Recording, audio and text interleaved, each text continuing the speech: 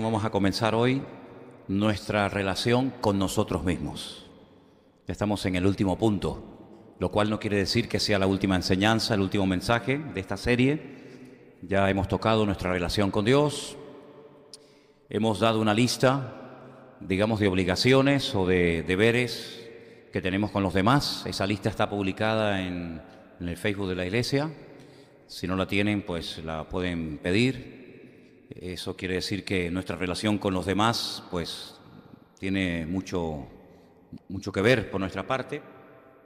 Y créanme que estoy realmente abrumado de la cantidad de material que hay para hablar de este tercer punto, nuestra relación con nosotros mismos. Hay algunas cosas que yo voy a compartir hoy y en estas próximas semanas que en otros estudios, en otros momentos en los que compartí cosas relacionadas con este tema, yo ya las dije. Hay otras cosas que las voy a decir por primera vez, pero hay otras cosas que, si ustedes estaban aquí hace años, probablemente ya las escucharon en su momento.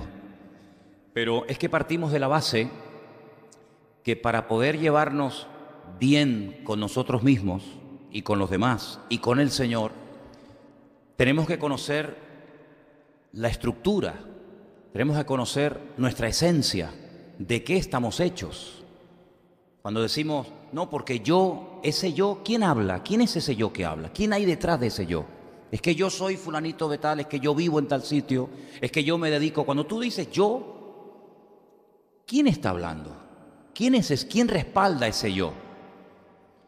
De todo eso vamos a estar hablando en estas clases, en estos cultos, porque la Biblia describe muy bien la estructura del ser humano. Y quiero decirles que esto no es algo que solamente le afecta a los cristianos, sino que en cualquier país al que tú vayas, cualquier continente, no importa si hablas con un niño, o un joven, o un anciano, con un hombre o con una mujer, con una persona casada, soltera, viuda o separada, todos los seres humanos, desde el primero hasta el último, todos fueron creados con las mismas características que vamos a leer ahora, el primer versículo de la noche en Primera de Tesalonicenses, capítulo 5. Y eso es algo que tenemos que tener muy en cuenta para que todos y cada uno de nosotros comencemos a conocernos un poquito mejor y podamos de esa manera saber qué área de nuestra vida está actuando. Y mientras buscamos Primera de Tesalonicenses capítulo 5, verso 23, los niños pueden pasar a sus clases, por favor, con las maestras. Los demás nos quedamos aquí. Y este primer versículo vamos a leerlo todos juntos, si les parece. Repito, Primera de Tesalonicenses capítulo 5, versículo 23. ¿Lo tenemos, hermanos? Además, se lo ponemos fácil porque le ponemos ahí en la pantalla el texto. Vamos a leerlo juntos, ¿sí? Vamos. Y el mismo Dios de paz os santifique por completo, y todo vuestro ser, espíritu, alma y cuerpo, sea guardado irreprensible para la venida de nuestro Señor Jesucristo. Vamos a leerlo otra vez, por favor, bien fuerte, vamos. Y el mismo Dios de paz os santifique por completo, y todo vuestro ser, espíritu, alma y cuerpo,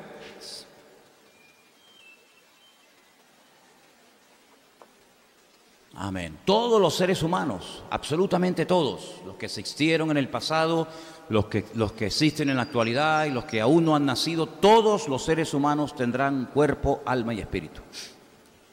Y tenemos que conocer la función de cada uno de estos tres y cómo se relacionan y cuáles son los pros y cuáles son los contras.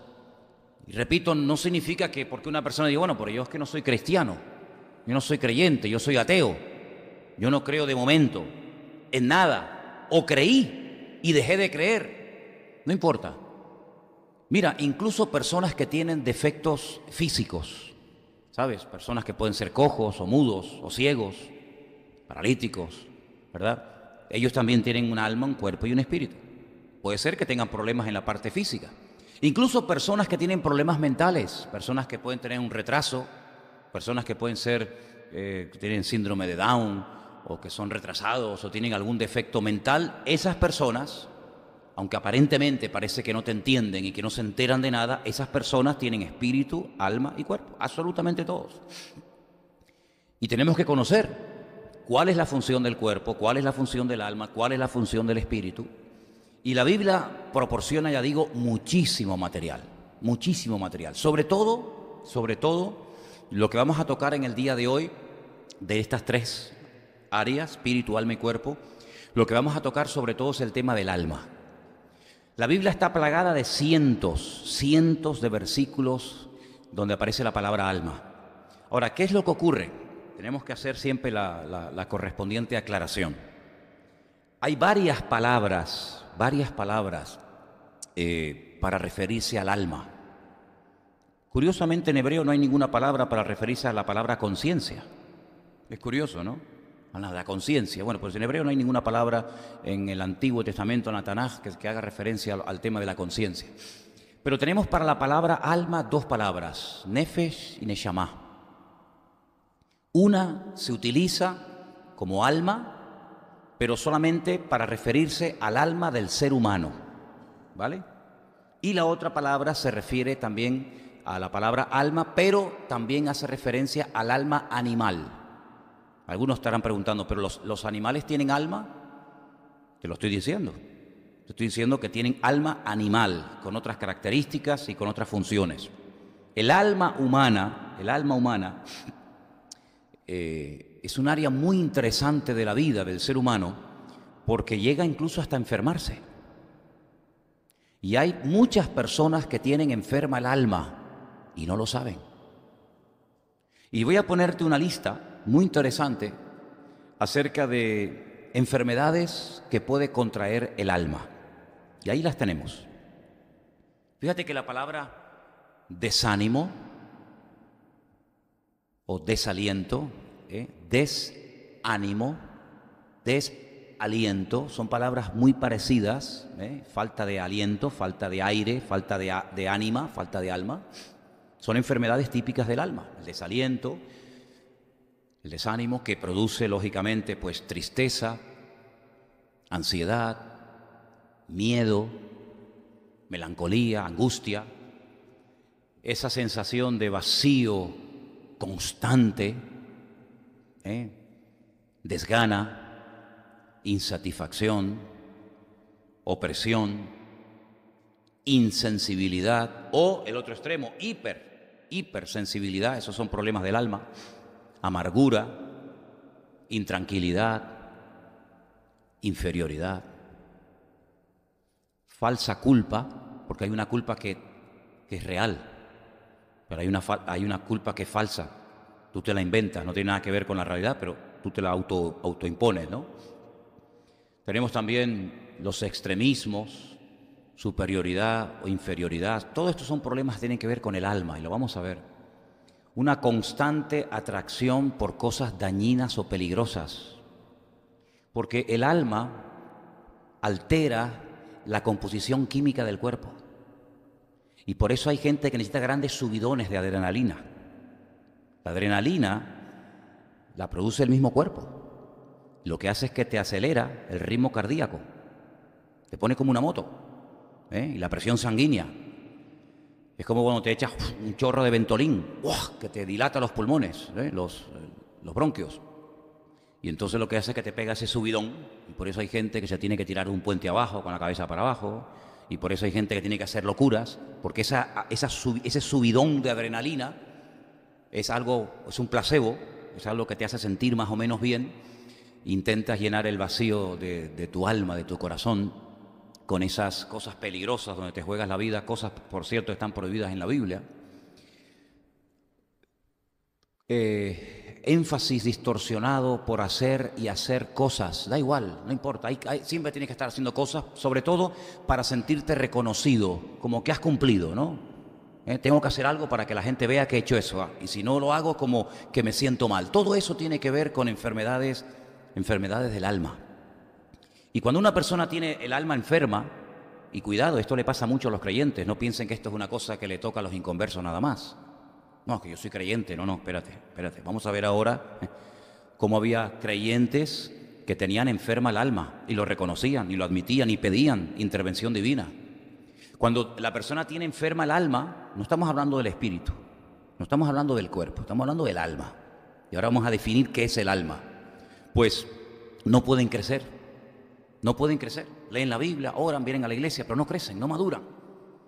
Porque es como una herida abierta, es como si tú tienes una botella de agua y la llenas, y la llenas y la llenas y nunca termina de llenarse. Claro, pues se te está vaciando, tiene un agujero en el fondo y por mucho que llenes, siempre se va a perder el agua. Hay que taponarla para que lo que eches lo contenga. Entonces hay creyentes que no terminan nunca de crecer, de despegar, de madurar, porque tienen enferma el alma. Y cuando una persona tiene enferma ese área de su vida, pues no puede crecer, no puede madurar, no puedes tener estabilidad, tiene un problema emocional continuamente, problemas emocionales tremendos. Ahora te gusta una cosa, mañana te gusta otra, porque intentan llenar el vacío del alma con cosas y el alma no se sana de esa manera. Hay un versículo muy interesante cuando el profeta Jeremías le hablaba al pueblo y le decía: los profetas que ustedes tienen, lo que les profetizan son mentiras, les dicen paz, paz, no se preocupen, no va a pasar nada, tranquilos, tranquilos, Nabucodonosor nunca va a destruir la ciudad, el templo no va a ser destruido, nosotros somos los mejores, el enemigo nunca va a entrar en nuestra ciudad, y le dice que le profetizaban paz, paz, como cosas livianas, que no iba a pasar nada, y ellos creían en esas grandes mentiras. Sin embargo, después le vino el palo y ya te digo, el templo fue destruido, la ciudad fue destruida y bueno, fue un desastre, ¿no? Entonces, vamos a definir lo que es el alma. Si te das cuenta, cuando el apóstol Pablo le dice a los hermanos de la iglesia en Tesalónica que somos espíritu, alma y cuerpo, la única parte material de las tres es el cuerpo, lo único que puedes tocar. El alma, ¿dónde está el alma? ¿Cuánto pesa? No se puede medir, no se puede poner encima de la mesa. Sin embargo, ayer cuando pasaba por aquí cerca del estadio, me llamó la atención porque el eslogan del Club Deportivo Tenerife este año, ¿saben cuál es? Nos dejaremos el alma, abónate. ¿Lo habéis visto? Ese es el eslogan de este año. Está ahí en un cartel enorme en el estadio. Nos dejaremos el alma, abajo, abónate. ¿Qué te parece? ¿Estuviste allí? Sí, pero no había ni un alma. O le dices: te quiero con toda mi alma. ¿Te lo han dicho alguna vez? ¿No te lo han dicho? Mentiroso. ¿Cuántos refranes sobre el tema de me llegó hasta el alma, tú? Eso que me dijiste me llegó hasta el alma. Hay tantas cosas que se dicen sobre el tema del alma. Pero es algo inmaterial, es algo que no podemos, como acabo de decir, ni medir, ni tocar, ni nada. Tengo una lista que la vamos a poner ahí en la pantalla, más o menos como de 12 datos o definiciones, un poquito para ver lo que es realmente el alma. Mira, en primer lugar, el alma es la esencia del ser humano, ¿sí? En segundo lugar, es algo inmaterial, no es algo físico, por lo tanto nunca va a salir en una analítica ni en una radiografía. Mira el alma dónde estaba, sino que es algo inmaterial, pero real. En tercer lugar, lo que no es accesible o asequible a los sentidos, ¿vale? Usa los sentidos, se manifiesta a través de los sentidos y del cuerpo, pero los sentidos no lo pueden tocar, no la pueden ver, no la pueden oler, ¿verdad?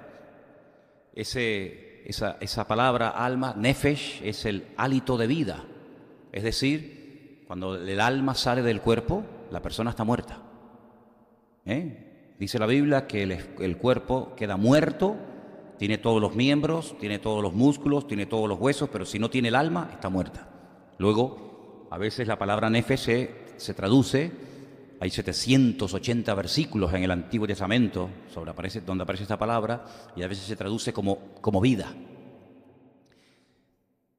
Es el aliento, es la respiración, es el principio animador del cuerpo, es mi ser interior, el yo personal, mi personalidad, es el asiento de las emociones, de las pasiones, de los apetitos, de la voluntad. Y algunos dirán, pero ¿eso no es el corazón? La Biblia no habla de eso. Que muchas veces la palabra nefesh o neshama tiene un montón de traducciones diferentes. A veces se traduce como corazón, por ejemplo, cuando dice al Señor, bueno, ¿y cuál es el mayor y más grande mandamiento? Y él menciona el Shema. Amarás al Señor tu Dios con toda tu alma, con toda tu alma, con todo tu corazón y con todas tus fuerzas. Pero hay otro evangelio que añade la palabra mente. Y hay otros versículos que añade la palabra fuerzas o corazón, porque a veces se entremezclan, ¿verdad? Pero todo eso tiene que ver con el alma, el asiento de las emociones. Por eso una persona cuando está constantemente trabajando por sus emociones, lo que le está dando rienda suelta, lo que está dominando tu vida, tus decisiones, tus oraciones, tus pensamientos, tu vida, es el alma. No es otra área de tu vida que es la que tiene que dominar, sino es el alma. Te dejas llevar por la pasión, por los apetitos, por los deseos. Es la vida de una persona que habita en un cuerpo. Número 11. El vínculo entre la materia y el espíritu, entre lo inmaterial y lo material. Y como alguien dijo, y es una forma muy poética de decirlo, es la torre desde donde observa el espíritu. Bueno, es interesante porque el mismo Señor Jesucristo una noche en el huerto de Getsemaní le dijo a sus discípulos, hoy, me llama mucho, dice, hoy, que fue el día que pidió oración, mi alma está triste hasta la muerte.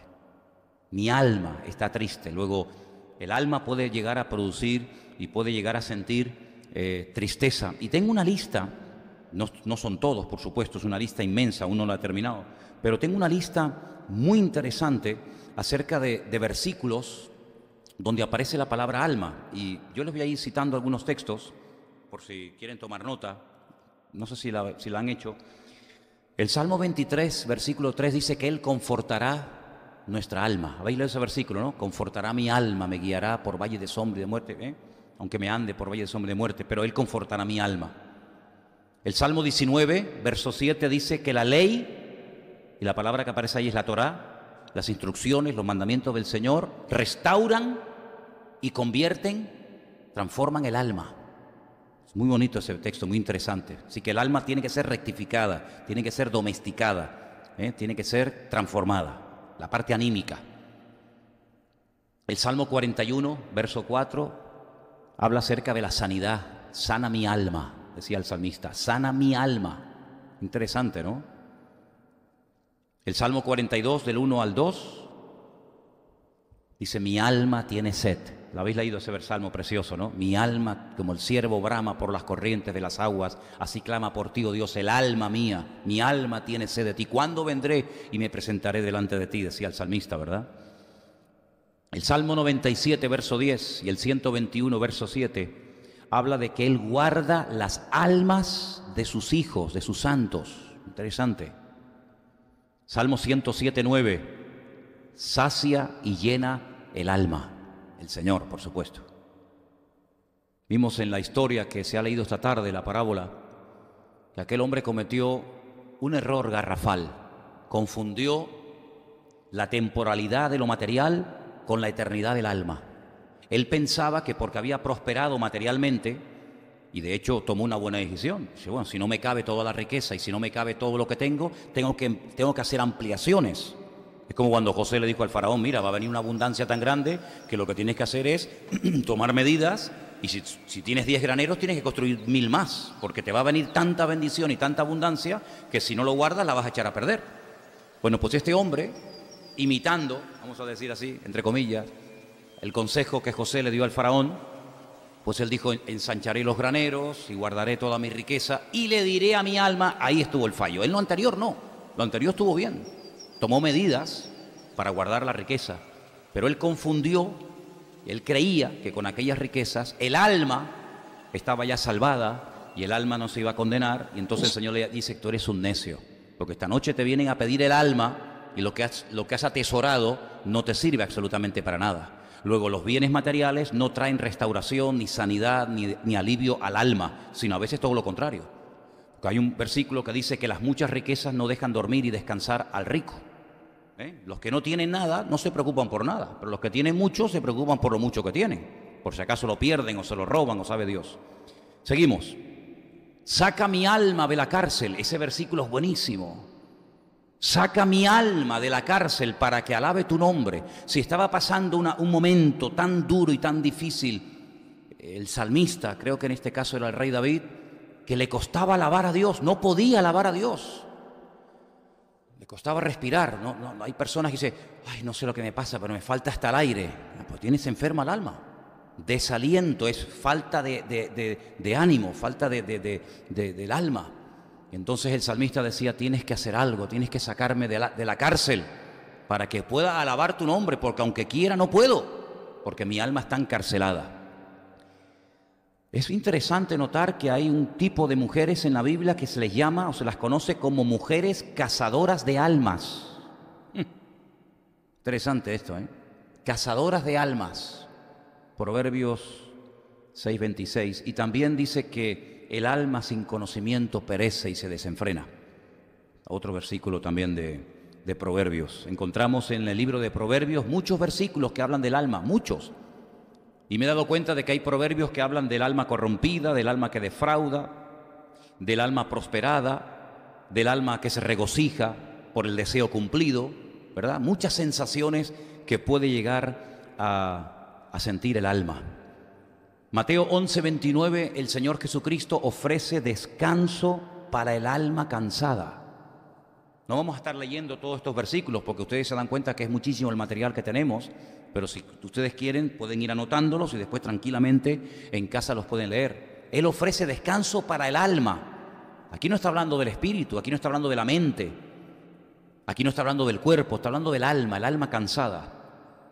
Es interesante notar porque dice que al Señor hay que amarlo también con todo el alma, no solamente con todo el corazón, sino también con todo el alma. Primera de Tesalonicenses 5:23 hemos leído que tenemos que tener el alma santa y pura para la venida de nuestro Señor Jesucristo, no solamente el espíritu y el cuerpo, también el alma. Santiago 4:4 menciona un tipo de personas que dice que son de almas adúlteras. Interesante esto, ¿eh?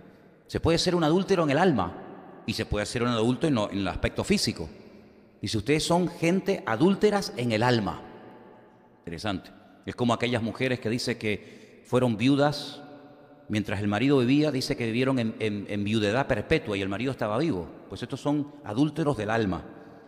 Dice que hay que encomendar el alma a Dios. Primera de Pedro 4:19. Segunda de Pedro 2:14 habla de gente que tienen inconstancia en el alma. Son personas inconstantes en el alma. Juan dice en la tercera carta que escribe, en el versículo 2, dice que él desea al autor de la carta, perdón, al autor no, al destinatario de la carta, le desea que prospere su alma. En todas las cosas seas prosperado, pero también que sean prosperada tu alma. En el libro de Apocalipsis hay varios versículos que he encontrado acerca del alma. Por ejemplo, hay uno que dice que las almas de los mártires siempre están en la presencia del Señor. Y también habla de las almas de los decapitados. Interesante, ¿no? Almas de los decapitados, clamando por justicia delante de la presencia del Señor. Apocalipsis 18:13 habla de almas como mercancía. Y también hay otro versículo sobre el alma que dice el alma que codicia. Es decir, hay tantos versículos, hay tanto material para hablar acerca del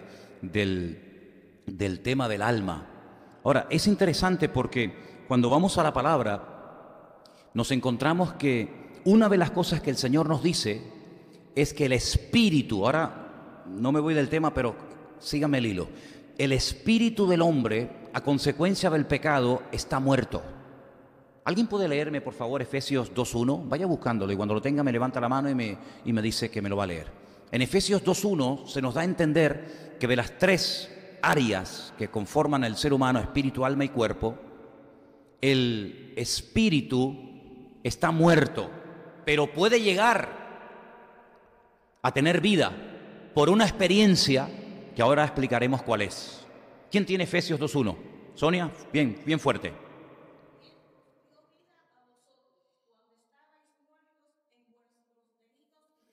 Él nos dio vida a nosotros. ¿Cuándo? Cuando estábamos muertos en nuestros delitos y en nuestros pecados. Es decir, que el pecado mató el espíritu. El espíritu es la parte a través de la cual el hombre puede llegar a tener relación con Dios. La parte espiritual del hombre quedó desconectada, sin cobertura, quedó muerta a consecuencia del pecado, porque la paga del pecado es la muerte, pero la muerte física y la muerte espiritual. Primero se muere espiritualmente y posteriormente físicamente. Cuando Adán y Eva pecaron, no murieron en el momento así, ¡pum!, cayeron fulminados los dos, siguieron con vida. Satanás le dijo, no moriréis, y ellos probaron del fruto del árbol prohibido y no murieron. Puede ser que en algún momento un mal pensamiento haya pasado por su mente y le haya dicho, ¿ves lo que yo te dije? ¿Comiste? Sí. ¿Tú comiste? Sí. ¿Qué tal? ¿Estaba rico? Sí. ¿Qué te pasó? Nada. ¿Estás igual? No has muerto. Dios es un mentiroso, te engañó. Sin embargo, en ese momento espiritualmente murieron, quedaron desconectados de la presencia de Dios, pasaron de un bando a otro, de estar bajo la soberanía y la cobertura del Señor, pasaron a estar bajo la cobertura y soberanía del diablo. Y por eso Dios le dijo, bueno, si ustedes no quieren estar conmigo, si ustedes prefieren hacerle caso a Él, si ustedes se han identificado con su mentira en vez de con mi verdad, fuera de aquí, y los echó, los expulsó de su presencia. Y nunca más volvieron. No es que a los 5 meses o a los 10 años dijeron, bueno, venga, va, ahora pueden volver. Nunca más, Adán y Eva nunca más volvieron. Y no es que el jardín del Edén no existía. El jardín del Edén existía en la época de Abel, en la época de Caín, en la época de tantas personas importantes de la Biblia. Y el jardín del Edén hasta el tiempo del diluvio siguió estando en el mismo sitio. No quedó destruido, ahí estaba el jardín del Edén, pero no se podía entrar, porque dice que Dios puso una protección sobrenatural que le impedía al ser humano regresar. Y el jardín del Edén fue destruido en el tiempo del diluvio, cuando toda la tierra fue anegada, cuando toda la tierra fue destruida. Ahí el jardín del Edén desapareció, pero hasta el tiempo del diluvio el jardín del Edén ahí estaba, pero ya no podían entrar, porque aquel lugar era como el símbolo o el tipo de la relación del hombre con Dios que quedó rota. Y por eso tuvo que venir Cristo a volver a conectar al hombre con su Creador. Y el espíritu, no la parte física. La parte física comenzó a deteriorarse. Por ejemplo, la mujer comenzó a tener menstruación. Antes no. La menstruación es un resultado del pecado de Eva.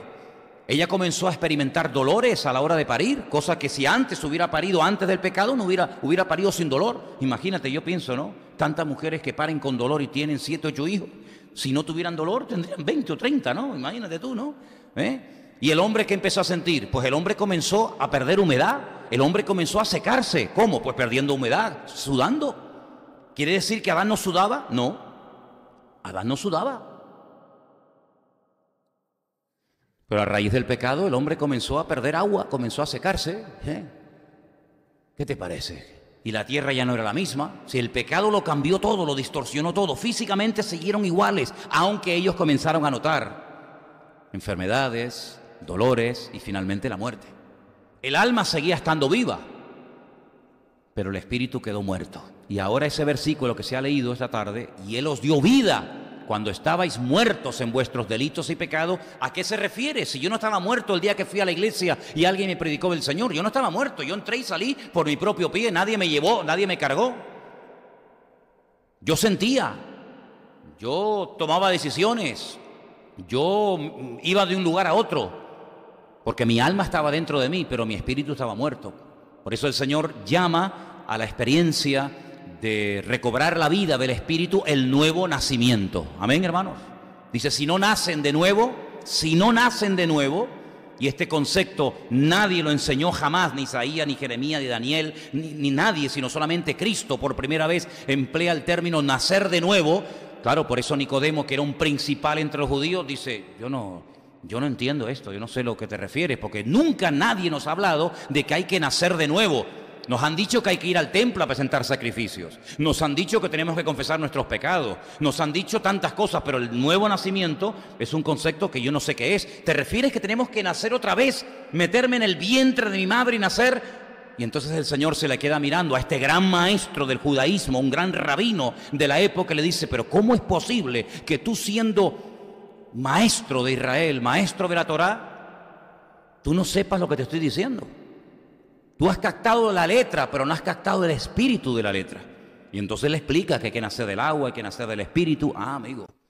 Y entonces esa experiencia Es una experiencia que uno tiene que buscar y uno tiene que tener individualmente. Yo no puedo nacer de nuevo por usted, ni por fulano, ni por mengano. Es algo individual, algo personal. Usted puede haber nacido en un ambiente creyente, en un ambiente cristiano, pero eso no significa de que usted ya automáticamente es un hijo de Dios. Es una criatura de Dios, pero no es un hijo de Dios. Porque hijo de Dios no nace, se hace. No es por nacimiento, es por una experiencia que en un momento determinado de la vida tenemos. No somos hijos de Dios por nacimiento, sino por adopción, que es muy diferente. Y en este caso, el que va a ser adoptado tiene que tomar parte activa. No es como la adopción de los seres humanos con los niños, que el padre y la madre van a un lugar y dice, no, ese no. No, yo prefiero una niña. Ah, sí, mira, aquella. Y el padre o la madre eligen al que van a adoptar o al que no quieren adoptar. En este caso no.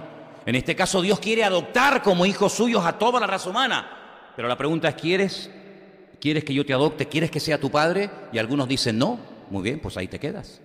Entonces es una experiencia personal, intransferible, individual, que nadie puede tomar por otro. Pero el tema del alma, el alma no murió cuando Adán y Eva pecaron. El alma estaba viva, pero el alma estaba ya contaminada. El alma estaba deteriorada. Y toda esa parte anímica, esa parte sentimental, esa parte emotiva, esa parte que muchas veces domina la naturaleza humana, es la que predomina hasta el día de hoy en muchos seres humanos. Y por eso muchas personas pues no le encuentran sentido a la vida y se aburren y se cansan y se enferman y se deprimen y buscan todo tipo de experiencias y de sensaciones, pero el vacío sigue estando. Y hay una famosa frase del famoso filósofo francés Pascal, que dijo que cuando Dios creó al hombre, le dejó en su corazón un hueco con la forma de Dios, y hasta que Dios mismo no llene ese vacío, ese hueco, ese vacío sigue estando. Y no importa la edad que tengas, no importa los estudios que tengas, no importa si tienes una capacidad económica descomunal o no tienes ni dónde caerte muerto, da igual, el vacío todo ser humano lo tiene. Y muchas veces la gente cree que por lo que tienen el alma va a quedar satisfecha, y el Señor ya nos contó una parábola que se ha leído esta tarde diciéndonos que el alma no queda satisfecho por lo material, sino que el alma tiene que ser restaurada por el poder de la palabra, encaminarla a los principios de Dios, y que no te domine el alma, sino que domine la parte espiritual en todos y en cada uno de nosotros. Fijaros lo importante que es esto, que el apóstol Pablo, cuando habla, por ejemplo, a los hermanos de la iglesia de Corinto, en el capítulo 1, les dice, el hombre natural, ¿a qué se refiere cuando habla del hombre natural? ¿Y a qué se refiere en el capítulo 1 cuando Pablo habla del hombre espiritual? El hombre natural es el que no ha nacido de nuevo, el que tiene el cuerpo y el que tiene su alma, pero su espíritu está muerto porque no le ha entregado su vida a Cristo. Es un hombre natural, es un hombre que ve las cosas de la vida, ve la televisión, lee el periódico, va por la vida y él interpreta y él discierne las cosas de la vida desde una óptica, desde una perspectiva puramente humana. Oye, qué mal está el mundo, cuánta corrupción que hay, qué barbaridad, qué injusticia, qué sinvergüenza, mira qué ladrones, mira qué no sé qué. Y él todo lo interpreta, ¿verdad?, desde la parte de vista humana. Digamos que el hombre natural es el que tiene una óptica únicamente horizontal. Todo lo ve así.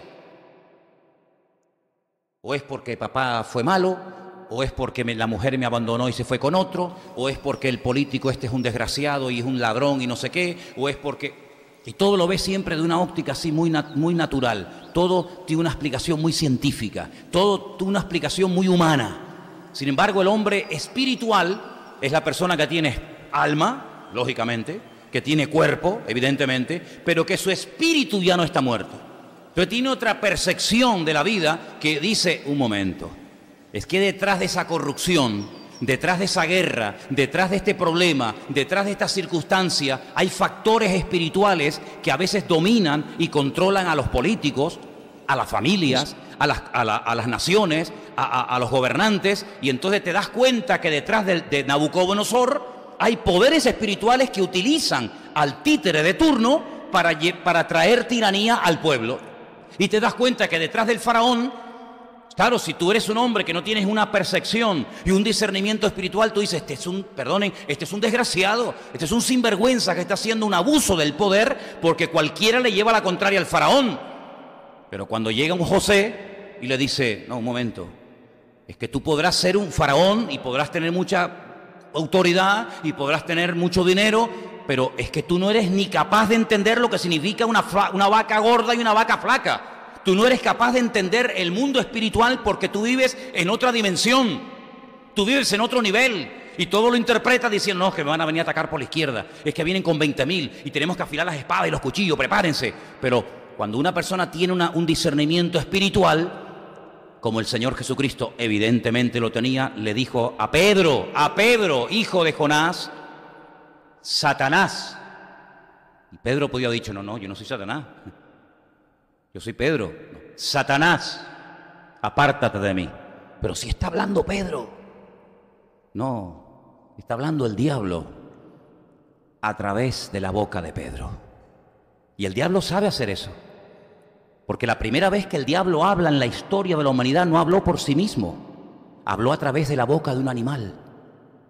O no lo sabemos. La primera palabra que pronunció el diablo, según el relato bíblico, no la dijo así abiertamente, sino que se camufla y se mete dentro de un animal y a través de la boca de ese animal, que en aquel momento no era así, ni se arrastraba, sino era un animal completamente diferente, ¿verdad? Porque la maldición fue que se arrastrara, después, previamente no. Habla a través de la boca de ese animal y la mujer no se lleva una sorpresa, sino que la mujer entra porque seguramente quedó tan seducida y tan arrastrada por aquella voz tan hermosa como aquellos marineros de la mitología quedaban prendidos cuando dicen que oían los cantos de la sirena y se iban contra las rocas porque pensaban que estaban allí aquellas sirenas, ¿verdad? Bueno, pues dice la Biblia que Satanás es capaz de disfrazarse de ángel de luz.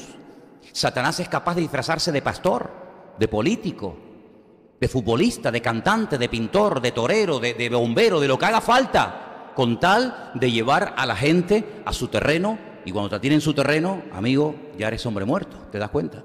Entonces, el hombre espiritual, y el más espiritual de todos, sin lugar a dudas, fue el Señor Jesucristo, era capaz de discernir que a través de un discípulo de él, estaba hablando nada más y nada menos que el diablo, y le dice, Satanás, apártate de mí. Increíble, ¿te das cuenta? Y así podemos ver, queridos hermanos, que cuando el alma no está bajo el señorío de Cristo, el alma domina y prevalece en nuestros pensamientos, en nuestras conversaciones, en nuestros sentimientos, en todas las y cada una de las áreas de nuestra vida, y por eso hay personas que llegan a tener el alma enferma. Y personas con el alma enferma son personas que no crecen, son personas que no maduran, son personas que no pueden ir más allá, son personas que no pueden profundizar en su conocimiento con el Señor, porque el alma herida es como una herida abierta, ¿verdad? Que no se cura con un placebo, no se cura con una tirita, sino con una intervención soberana del Señor, que es el único que puede sanar el corazón partido. ¿Cuántos dicen amén? Ahora, vamos a ir a distintos versículos de la palabra para que ustedes se den cuenta cómo a veces a la palabra nefesh, alma, que es la que generalmente se suele traducir, se le añade una palabra más. En Génesis 1:20, Génesis capítulo 1, versículo 20, dice, dijo Dios, produzcan las aguas seres vivientes, y aves que vuelen sobre la tierra en la abierta expansión de los cielos. Nefesh Hayá. Se añade a la palabra nefesh, que es alma, la palabra Hayá, almas vivientes. Como dice aquí la versión Reina Valera, seres vivientes. Pero en esa palabra seres vivientes aparece la palabra alma. Almas vivientes. Una traducción tal vez más correcta. Así que fíjense cómo a la palabra alma se le añade una más. Alma viviente o seres vivientes. Tenemos en Levítico 24, 17, repito, Levítico 24, versículo 17, otra expresión donde aparece la palabra alma. Y dice así, asimismo el hombre que hiere de muerte a cualquier persona que sufra la muerte. Y ahora aparece la palabra Nefesh Adam. Y aparece también la palabra alma, aunque uno lo lee en español y dice, pero ¿dónde está la palabra alma? Porque no aparece por ninguna parte, pero ahí aparece como vida humana. Luego, cuando se habla de la vida humana, no de la vida espiritual, de la vida humana, aparece la palabra alma. Tenemos también en Levítico 24, 18, Bueno, ese lo hemos leído. Levítico 24, 17. Asimismo, el hombre que hiere de muerte a cualquier persona que sufra la muerte, el que hiere a algún animal, ha de restituirlo animal por animal. Y ahí la palabra que aparece es nefesh nehemá, alma animal. Una vez me preguntó una persona, ¿pero los animales tienen alma? Y le dije, sí. Dice, ¿dónde lo dice? Bueno, en español es complicado encontrarla. Pero la Biblia habla de alma humana y de alma animal, evidentemente. ¿Tienen los animales sentimientos? ¿Se emocionan? ¿Tienen recuerdos? ¿Se deprimen? ¿Se enfadan? Todo eso son funciones del alma. ¿Ustedes no han visto un perro deprimido? ¿Saben que en Holanda hay una clínica para loros deprimidos?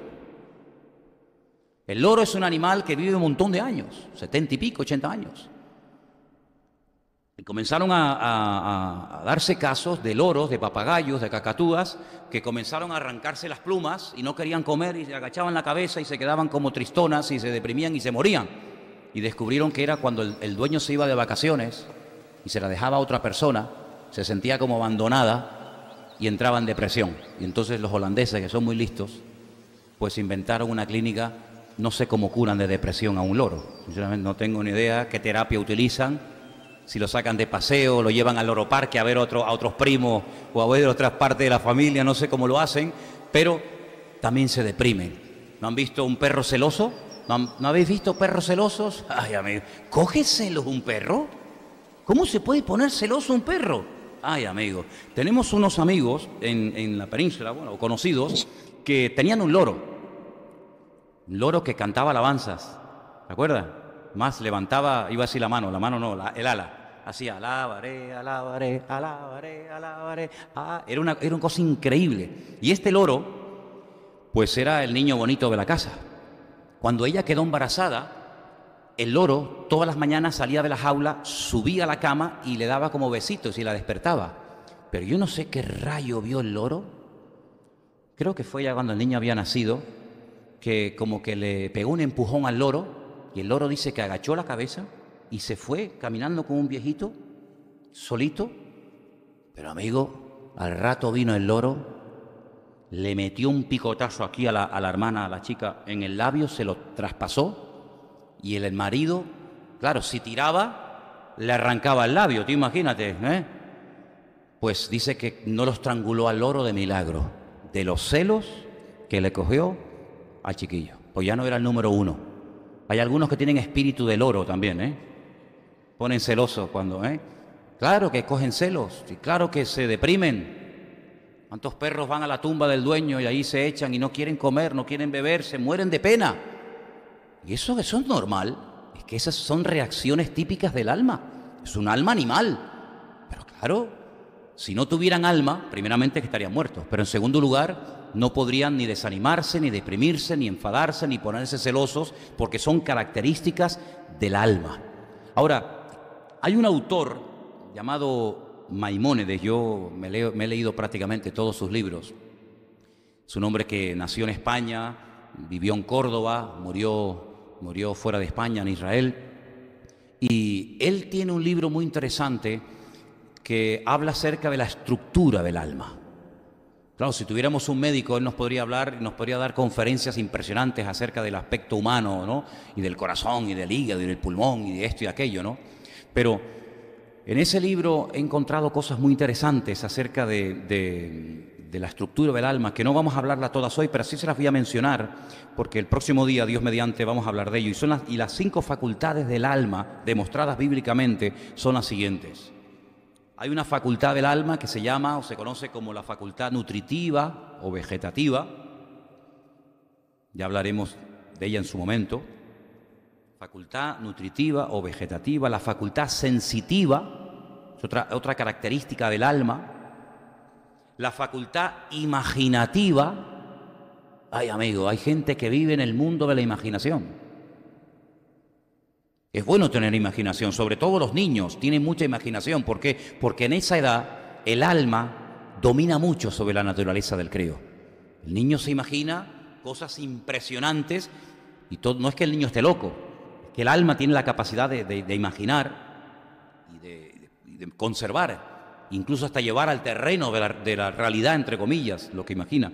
Luego está la facultad volutiva del alma, la voluntad del alma, y luego está la facultad racional. De esto hablaremos, Dios mediante, en los próximos cultos, porque una de las cosas que queremos con este primer punto, este tercer punto de relacionarnos con nosotros mismos o conocernos a nosotros mismos, es preguntarnos muchas veces, ¿por qué me pasa a mí esto?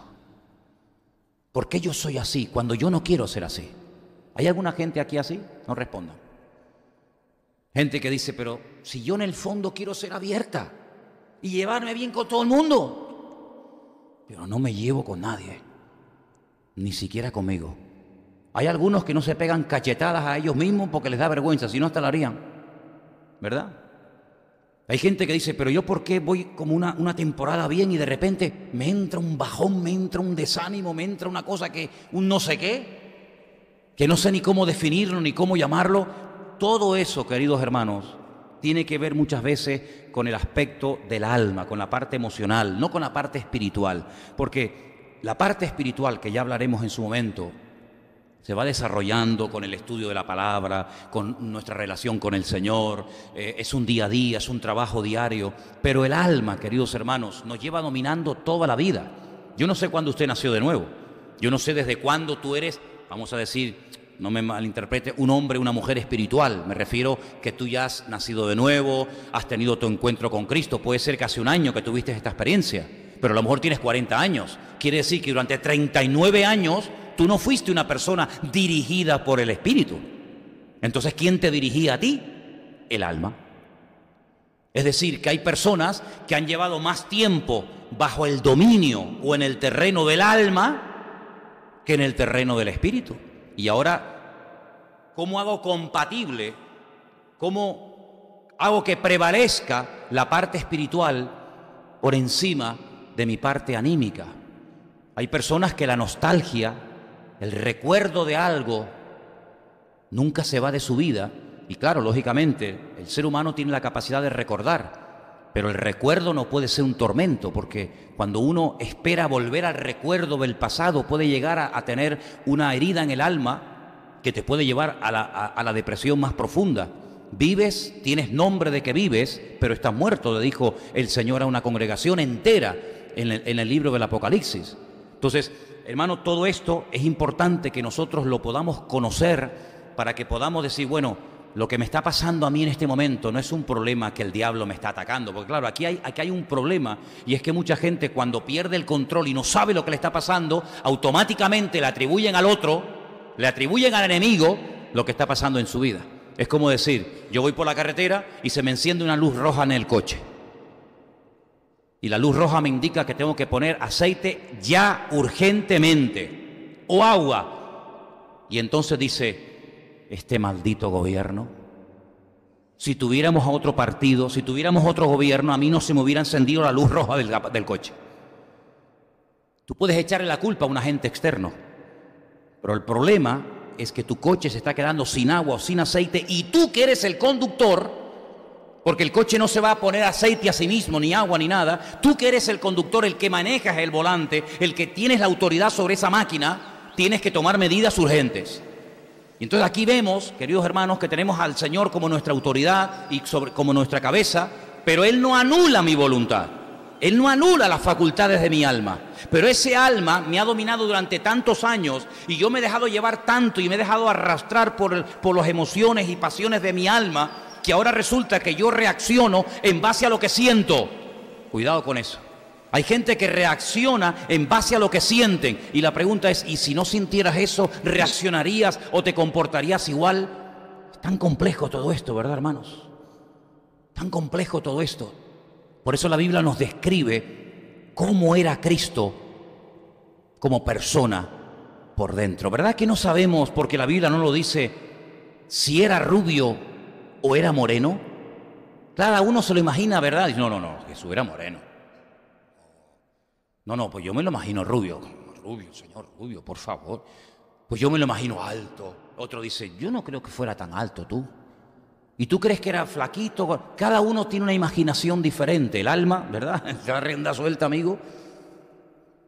Porque la Biblia apenas te da aspectos físicos de Cristo, pero ¿cómo era Él? La Biblia está plagada.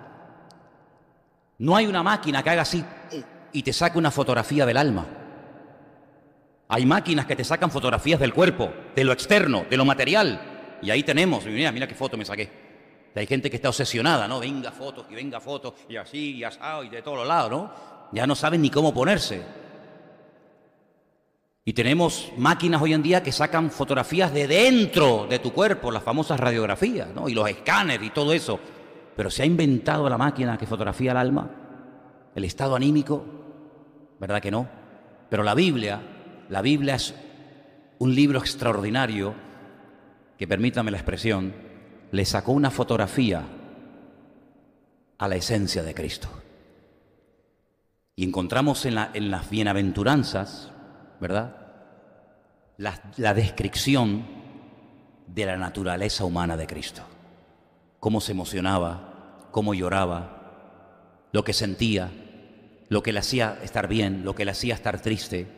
Y encontramos una descripción de la naturaleza humana de Cristo. Pero claro, las circunstancias de la última semana de su vida fueron tan terribles, la presión externa fue tan tremenda, que llegó un momento en el que su alma se estremeció y dijo aquello que lo dije al principio: mi alma está triste hasta la muerte. Pero en la cruz, en el peor momento de su vida, cuando está agonizando, cuando su cuerpo está a punto de dejar de existir, su parte humana, su parte material, va a morir. Pero él dice algo tremendo: Padre, en tus manos encomiendo mi espíritu. ¿Te das cuenta? Porque él sabía perfectamente que la parte espiritual es la que tiene que dominar por encima de la parte física o por encima de la parte emocional o anímica, que es la que está representada por la figura o por el término del alma, ¿verdad? Y por eso encontramos que el ser humano, el alma, desprende como un aroma y como un olor. Mira, hay un versículo en Isaías 3:20 que uno lo lee y dice: pero yo no veo eso. Vamos a leerlo un segundito, por favor. En Isaías 3:20 hay un versículo que uno dice: pero yo no encuentro eso. Isaías 3:20, mira qué texto tan interesante.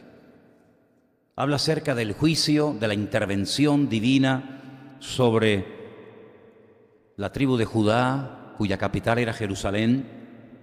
Todo lo que le va a pasar, todo lo que le va a acontecer. Pues en el capítulo 3, versículo 20, el Señor va describiendo la ruina, la destrucción, la aniquilación de la ciudad de Jerusalén. Y llega al versículo 20 y dice algo así: las cofias, los atavíos de las piernas, los partidores del pelo, los pomitos de olor y los zarcillos, los anillos y los joyeles de las narices, las ropas de gala, los mantoncillos, los velos, las bolsas. Y uno dice: ¿pero qué está describiendo aquí el Señor? El Señor está describiendo aquí todo lo que van a perder a consecuencia del pecado. ¿Y qué significa esto? ¿Para qué menciona las pulseras, los anillos, los frasquitos de perfume? ¿Se refiere única y exclusivamente a eso o hay algo más detrás de esto? Es como la descripción: dice, acuérdate, joven, de tu Creador en los días de tu juventud, antes de que vengan los días malos, ¿verdad? Y te habla de las ventanas, te habla de la cuenca de oro, te habla de tantas partes del cuerpo humano, de cómo se van a ir deteriorando, de las muelas, etcétera. Bueno, pues aquí exactamente igual. Y cuando llega y dice estos frasquitos de perfume, ahí menciona la palabra alma. Ya sé que en español no se ve por ningún lado, pero cuando habla acerca de esos frasquitos que llevaban las mujeres para ponerse perfume en cualquier momento, ahí aparece la palabra alma. Y es que el alma desprende un aroma, desprende una fragancia de vida o de muerte. La Biblia dice que para el Señor los que se pierden desprenden olor de muerte para muerte, pero los que se salvan, esto es a nosotros, desprendemos olor de vida de Dios, de vida del Señor en nuestros corazones. Y por eso, amados hermanos, el diablo es como un perro sabueso, que te escondas donde te escondas, sabe dónde estás, porque tu alma, tu vida desprende al mundo espiritual. Es igualmente con el Señor. ¿Dónde te vas a esconder del Señor si el Señor siempre te va a tener localizado? Si es que llevas dentro, ¿sabes? Como cuando roban un coche oficial. Tú robas un coche de la policía y te van a encontrar sí o sí, porque el coche de la policía tiene un chip que saben en todo momento dónde está. O una ambulancia, o una guagua, muchísimos vehículos y cosas tienen ese chip que saben en todo momento dónde se encuentra. El ser humano tiene en su interior, tiene un chip, tiene algo que el diablo lo sabe localizar y el Señor sabe dónde te encuentras. Y por eso dice el salmista, ¿dónde me esconderé de tu presencia? Y el alma y el espíritu del ser humano es esa parte inmaterial que Dios ha puesto en todos y en cada uno de nosotros para demostrarnos que la vida es mucho más que lo que tenemos o tocamos o sentimos o vemos. Usted puede presentarme un pensamiento, usted puede mostrarme el amor que tiene hacia su hijo, hacia su mujer, hacia su marido, ¿verdad que son cosas inmateriales? Pero qué reales que son, ¿eh? Puede traer una persona depresiva, puede traer una persona desanimada, su desánimo en una botella, en una caja, y podemos verlo, tocarlo, medirlo, pesarlo. ¡No! Luego, no existe. ¿Cómo que no existe? No existe el amor, no existe el recuerdo, no existe la nostalgia, no existe el odio, no existe la venganza. Claro que existe, pero son cosas inmateriales, pero existen y son reales y dominan las relaciones humanas y dominan nuestra existencia. ¿Por qué? Porque el ser humano es mucho más que materia. Lamentablemente hay gente tan ignorante y tan torpe y han enfermado tanto el alma que no se dan cuenta de que la vida es mucho más de lo que podemos tocar o de lo que podemos acumular o de lo que podemos sentir. Y eso es a lo que la Biblia apunta. Por eso lo llama necio al hombre que guardó mucho patrimonio. ¿Pero para qué? Pues para esta vida, porque para la otra, querido, no te sirve absolutamente para nada. ¿Cuántos dicen amén? Quiero que vayamos a algunos versículos en esta noche. Segunda de Samuel, capítulo 16, verso 14. Segunda de Samuel 16, versículo 14. Vamos a leerlo.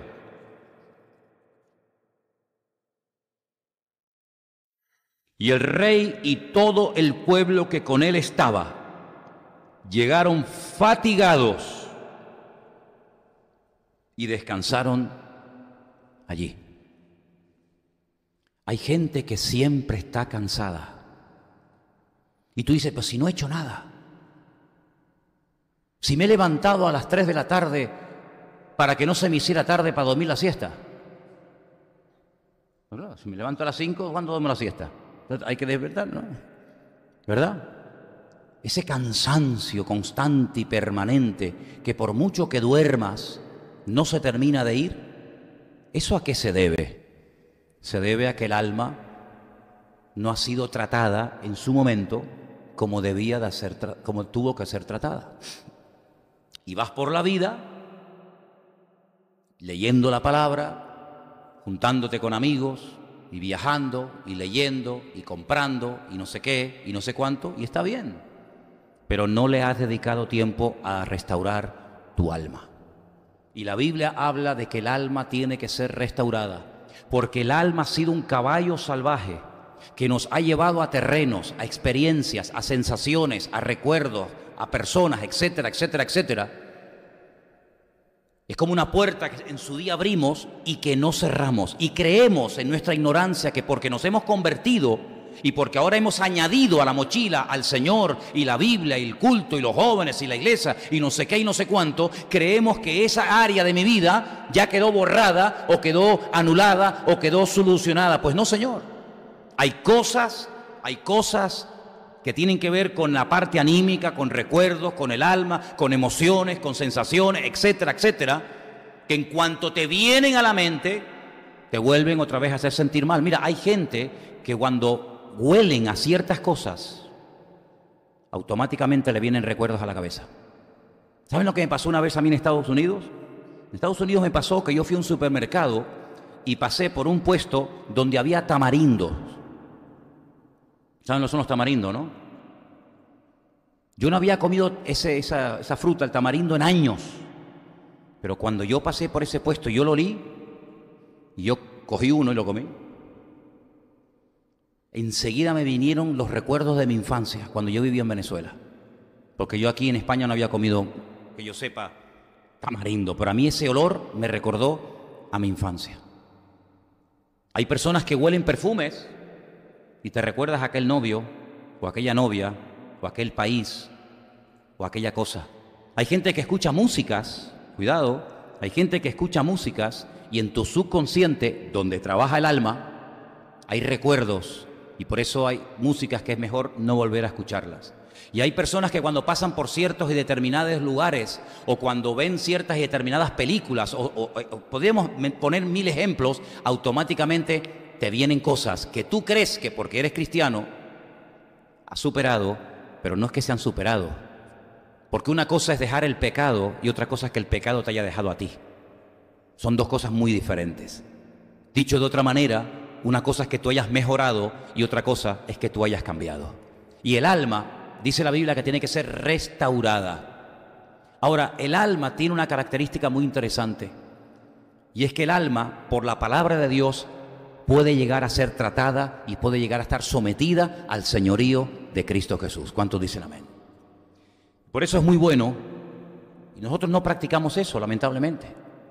Pero todos los años que nosotros fuimos católicos, la mayoría de los que están aquí lo fueron, una de las cosas que se hacía,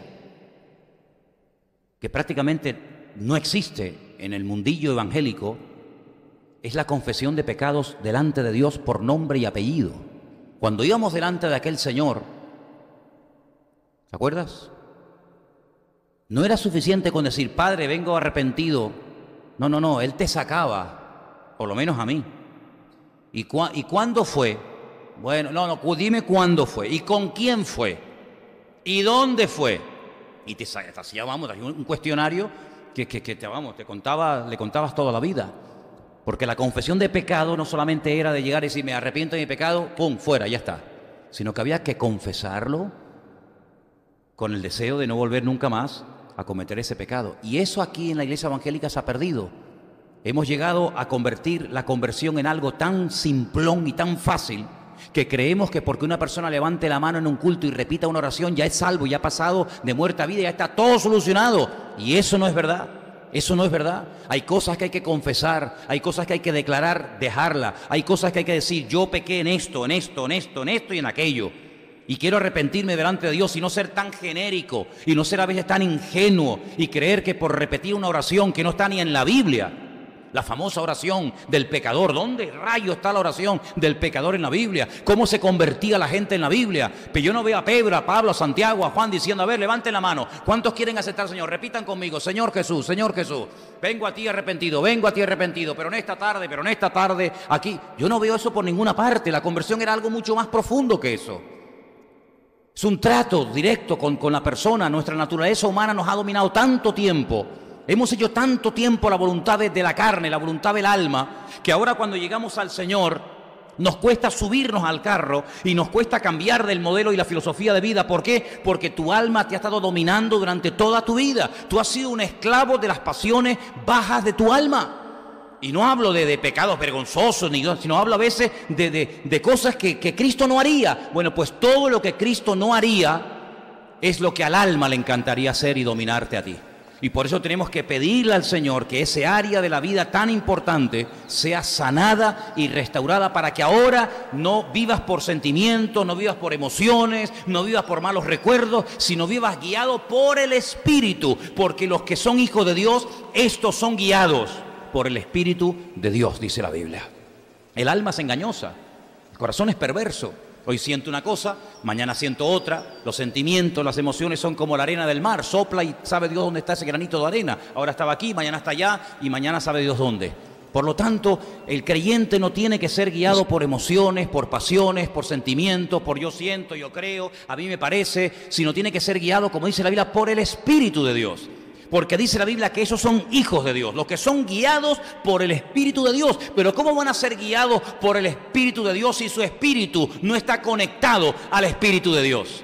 Claro, en español, en nuestro idioma en el que trabajamos y nos movemos, resulta que nos encontramos muchas veces en la Biblia la palabra espíritu con mayúscula y la palabra espíritu con minúscula. Y uno dice, bueno, me imagino que cuando pone espíritu con mayúscula se referirá al Espíritu de Dios.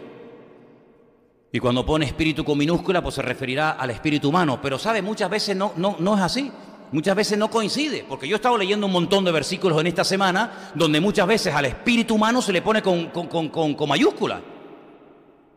Cuando dice la Biblia, Padre, en tus manos encomiendo mi espíritu, ¿eso qué va? ¿Con mayúscula o con minúscula? Habrá que ir a la original. Habrá que ir a lo que dijo Cristo. ¿O Cristo no tenía espíritu? Porque si no tenía Cristo espíritu, ¿qué es lo que tenía? ¿Solamente alma? ¿Solamente cuerpo? ¿Qué espíritu fue el que Él le entregó al Padre? Claro, por eso en los textos originales, tanto en griego como en hebreo, hay palabras específicas para referirse a lo que verdaderamente quiso decir el Señor. El ruaj es espíritu. Sí, pero yo tengo ruaj, y tú, y todo ser humano. Pero cuando habla del ruaj hakodesh, ya es lo que llamamos o conocemos como Espíritu Santo, ¿verdad? Cuando dice el Señor a la samaritana, mira, ustedes adoran lo que no saben. Ustedes adoran cualquier cosa. Le está haciendo referencia cuando adoraban los becerros de oro, ¿se acuerdan? Aquellos becerros que levantó Jeroboam, que le dijo, estos son vuestros dioses, no bajéis a Jerusalén a adorar a Dios. Aquí están vuestros dioses, no hace falta que bajéis allí. Ustedes adoran lo que les digan. Nosotros, los judíos, adoramos lo que sabemos. Y le dice a ella, porque la salvación, lo dijo el Señor a la samaritana, Juan capítulo 4, la salvación viene de los judíos. Se lo dijo él a ella. Y ha llegado el momento cuando ni en este monte ni en aquel monte. Va a llegar el momento, y el momento ha llegado ya, cuando el Padre busca adoradores que le adoren en espíritu y en verdad. Y ahora ese espíritu, ¿cómo lo ponemos? ¿Con mayúscula o con minúscula? Ay, amigo, ¿te das cuenta el lío que nos montamos muchas veces? Los traductores de la Biblia, el lío que montan muchas veces cuando dice, si quiere que le adoren espíritu y en verdad, se refiere a mi espíritu, se refiere a su espíritu. Cuando vas a Romanos capítulo 8, te dice que el espíritu, y ahí lo pone con mayúscula, en Juan 4 lo pone con minúscula. ¿De qué quedamos? En Romanos capítulo 8 dice que el espíritu, mayúscula, intercede por nosotros con gemidos indecibles, y ahí está haciendo referencia al Espíritu Santo. Y en Juan 4, cuando le dice hay que adorar en espíritu y en verdad, lo pone con minúscula. Te das cuenta como a veces no solamente es cuestión de leer, sino de estudiar y saber realmente lo que quiso decir el Señor. Entonces, lo que quiere el Señor mostrarnos a partir de este estudio que comenzamos hoy es que nos quiere elevar a un nivel superior en cuanto a nuestra relación con el Señor.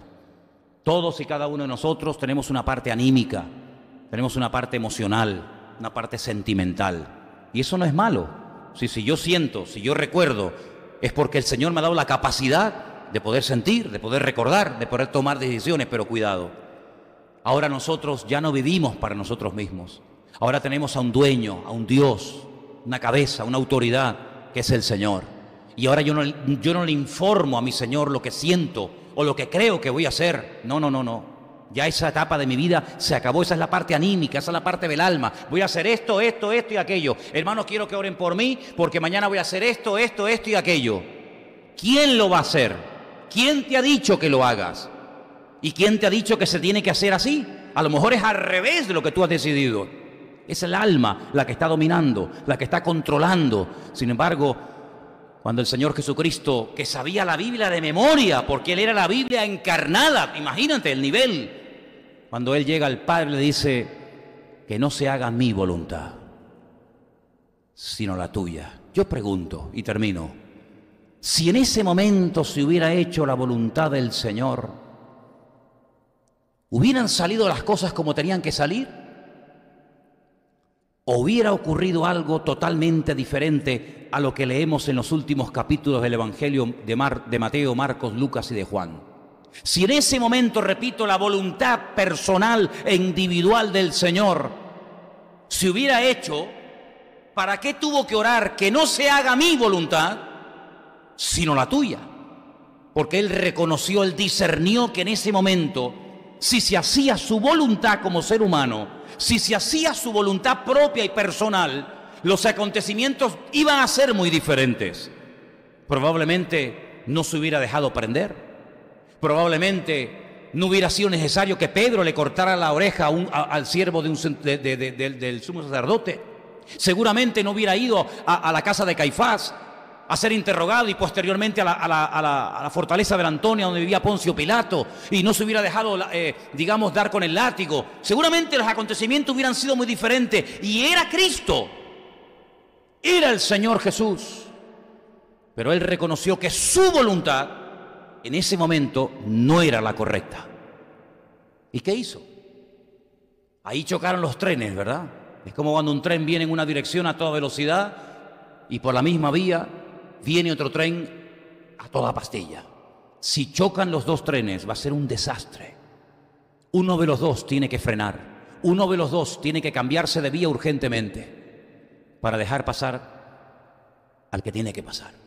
Y en ese momento Cristo hace algo que a mí, de verdad, como creyente, me llena de gozo y de alegría, ver que mi Señor Jesucristo, el que nunca había pecado, nunca había pecado hasta ese momento, ni nunca pecó, hizo algo increíble.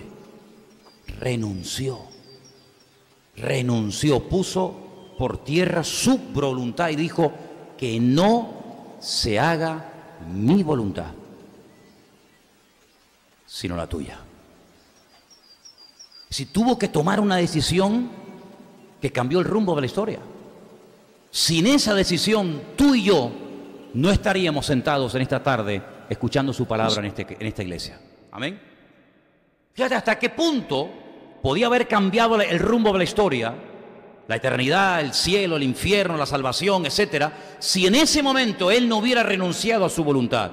Si el mismo Señor Jesucristo, y quiero subrayar esto porque para mí es de trascendental importancia, si el mismísimo Señor Jesucristo, perfecto desde que se levantaba hasta que se acostaba, tuvo en un momento determinado de su vida que renunciar a su propia voluntad por el beneficio colectivo, por el beneficio de la raza humana, y para que la palabra de Dios, las profecías prevalecieran y se cumplieran, ¿cómo nosotros no nos vamos a encontrar, no digo ni en uno ni en dos, sino en muchos momentos de la vida, en situaciones donde no nos va a quedar más remedio para la gloria de Dios que renunciar a nuestra voluntad, porque nuestra voluntad, por muy listos que seamos, en un momento determinado nos puede llevar a la ruina? ¿Lo captas o no? ¿Lo captas o no? Luego el riesgo que corremos por darle rienda suelta a lo que siente hacer el alma en un momento determinado puede ser catastrófico. Catastrófico. Por lo tanto, tenemos un tema en nuestras manos, creo que muy interesante, y debemos de pedirle al Señor que comience a tratar con ese área de la vida de la cual se habla muy poco, muy poco de ese área, pero que yo creo que tiene que ser algo a lo cual tenemos que dedicarle tiempo, porque en cierta medida el éxito, el fracaso nuestro como creyentes y como seres humanos dependerá muy mucho de lo que vamos a hacer a partir de hoy con el tema del alma. ¿Quién va a gobernar? ¿Quién va a dirigir mi vida? Ahí está el quid de la cuestión, y con la ayuda del Señor vamos a ir dando pasos y vamos a ir tratando con todas y cada una de las áreas del alma, cómo tratar con este área, cómo tratar con el tema de la imaginación. Mira, hay gente, hermanos, hay gente que están destruidos moral y espiritualmente porque viven bajo el dominio tirano de la imaginación. La imaginación los vuelve locos. Terrible. ¿Es pecado imaginar? No. Si fuera pecado, Dios no me hubiera dado la facultad de imaginar, pero cuidado. Yo tengo que saber hasta dónde puede llegar esta facultad de mi alma con el tema de la imaginación, hasta dónde puedo llegar, hasta dónde no puedo parar. Cuando muchas veces decimos, hermanos, ¿se imaginan ustedes cómo tuvo que ser cuando el pueblo de Israel salió de Egipto? Y utilizamos la imaginación, ¿verdad?, para ver cómo salieron los egipcios y cómo salieron vencedores de Egipto y cómo el faraón se ahogó con los carros, etcétera, ¿verdad? Está bien, pero cuidado. El Señor de mi vida no es don imaginación, ni don sentimiento, ni don emoción. El Señor de mi vida es mi Señor Jesucristo. ¿Cuántos dicen amén? Vamos a orar. Cierra tus ojos ahí donde estás. El jueves, Dios mediante, seguimos con esto Esto solamente ha sido una especie de introducción. Hay un montón de temas, un montón de versículos que vamos a ir analizando poquito a poco, Dios mediante. Lo vamos a hacer el jueves. Pero vamos aquí ahora a orar y pedirle al Señor: Señor, sana mi alma, Señor. Sana mi alma. Restaura mi alma, Señor. Saca, si es necesario, mi alma de la cárcel, para que alabe tu nombre. Toda sensación que no hayas puesto tú en mi vida, Señor. Toda sensación, todo sentir que no proceda del Espíritu de Dios, arráncalo de mi vida, Señor. Porque yo quiero sentir como tú sentías, y pensar como tú pensabas, y moverme como tú te movías, pero no guiado por una alma que ha quedado contaminada por el pecado y que me ha llevado muchas veces a terrenos y a áreas, a sensaciones que no glorifican tu nombre, Señor. Queremos pedirte de todo corazón que este área de nuestra vida, de la esencia nuestra como seres humanos, sea tratada por ti de una forma profunda, genuina y real, Señor. Te pedimos perdón por las veces que le hemos dado lugar a emociones, a sentimientos, a sensaciones que no son del Espíritu de Dios. Son producto de la carne que utiliza las pasiones bajas y a través del alma y del cuerpo se manifiestan y se hacen notorias y que no te dan gloria a ti, Señor. En el nombre de Jesús, sana nuestro ser más profundo, Señor. Trabaja en mi ser más profundo, en esa parte inmaterial pero real de mi vida, para que todo mi ser, espíritu, alma y cuerpo esté guardado irreprensible, santo y puro, hasta la venida, la manifestación de mi Señor Jesucristo, Señor. Te lo pido con todo mi corazón, que a partir de hoy me tome en serio este área de mi vida tan importante, de tanta influencia y repercusión, que yo pueda verdaderamente, Señor, vivir en libertad, disfrutando de la libertad gloriosa de los hijos de Dios. Gracias, Padre, porque sé que contigo todo lo puedo y tú me vas a ayudar a vivir como vencedor, más que vencedor, a través de tu vida en mí, Señor. En el nombre de Jesús te lo pedimos todo en esta tarde. Amén.